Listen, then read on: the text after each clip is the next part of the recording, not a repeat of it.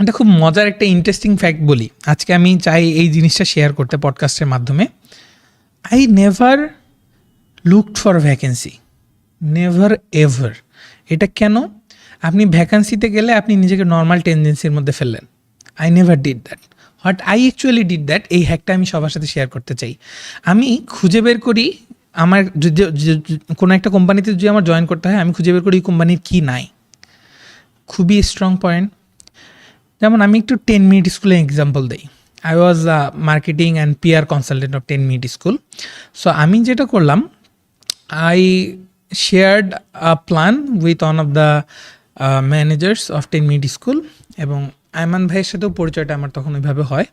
তো আমি যেটা করলাম, আমি একটা প্রপোজাল দিলাম। ওকে, আমার মনে হলো 10 Minute School should focus on PR and they don't have a PR department, and PR crisis management অনেক ইম্পর্ট্যান্ট একটা থিং।